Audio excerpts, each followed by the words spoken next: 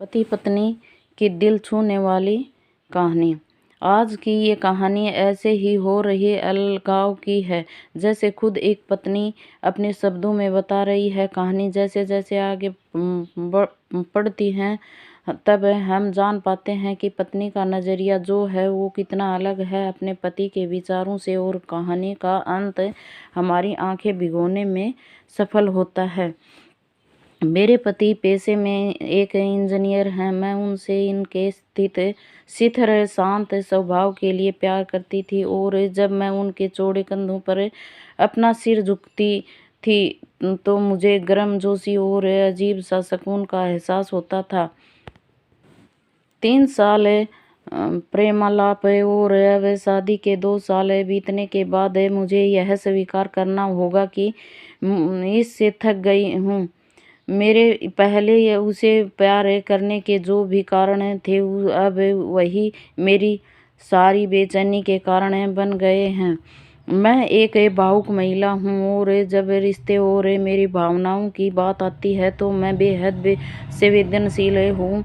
Romantic पलों के लिए उसी तरह तरसती हूँ जैसे कैंडी के लिए तरस रही एक छोटी लड़की। मेरे पति मेरे बिल्कुल विपरीत हैं। उनके संवेदनशील की कमी और हमारी शादी में रोमांटिक पलों को लाने में उनकी असमर्थता ने मुझे प्यार के विषय में निराश कर दिया है।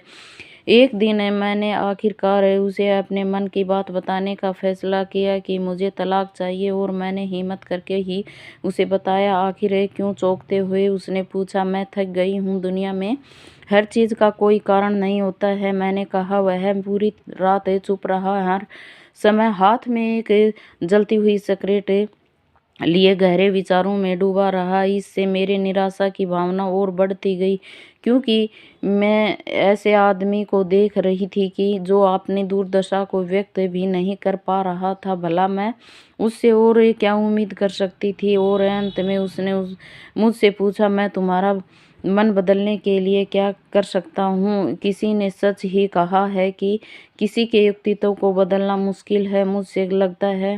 मुझे लगता है मेरा उस पर से विश्वास उठना शुरू हो गया है। उसकी आंखों में गहराई से देखते हुए मैंने धीरे से उत्तर दिया, मैं तुम्हें एक सवाल पूछती हूँ। अगर तुम्हारा जवाब है मेरे दिल को मना सके तो मैं अपना विचार बदल दूंगी।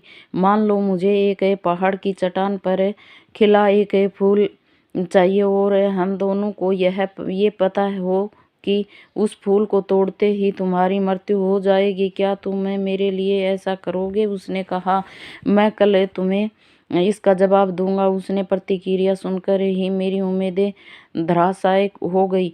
मैं अगली सुबह उठी तो पाया कि वह चला गया था, और सामने के दरवाजे के पास खाने की मेज पर दूध के गिलास के नीचे उसकी खुरदरी लिखावट की साथ कागज का एक टुकड़ा पड़ा था, जो पढ़े जाने पर ये बातें बाय करता था।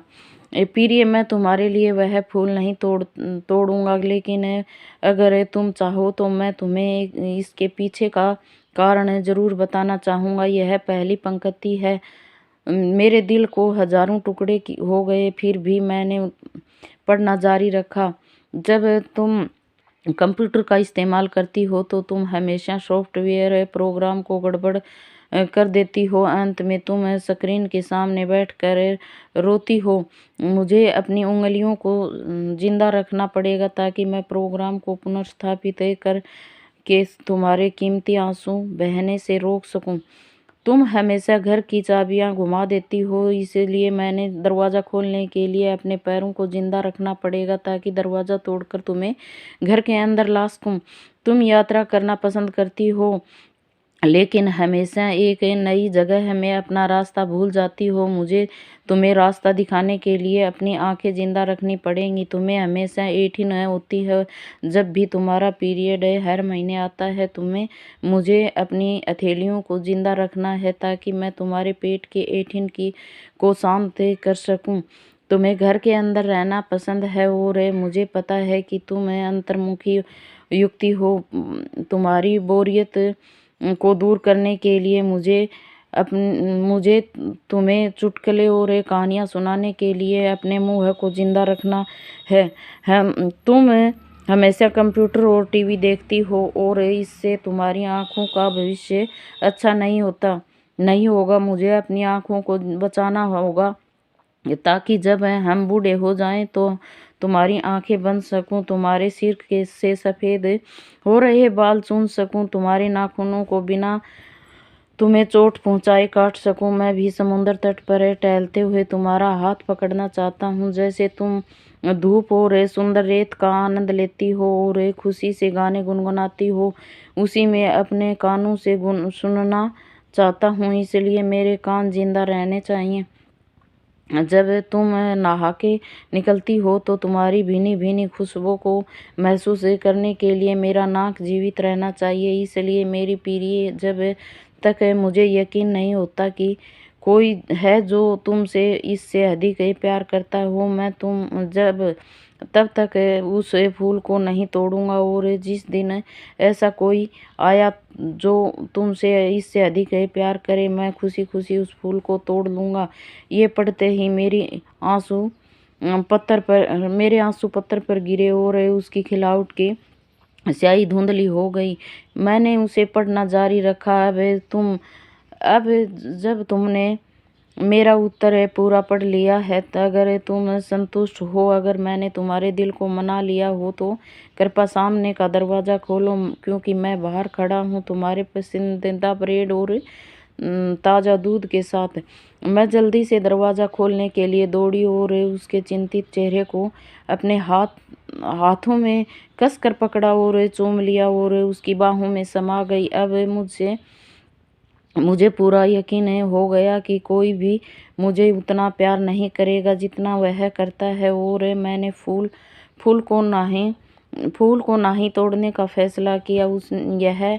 यही जीवन है और प्रेम है। जब कोई प्यार में गिरा होता है तो उत्तेजना की भावना दूर हो जाती है और वह उसे सच्चे प्यार को नज़रअंदाज कर देता है, जो शांति और निष्ठता के बीच में होता है। प्यार सभी रूपों में प्रकट होता है, यहाँ तक कि बहुत छोटे और सूक्ष्म रूपों में भी।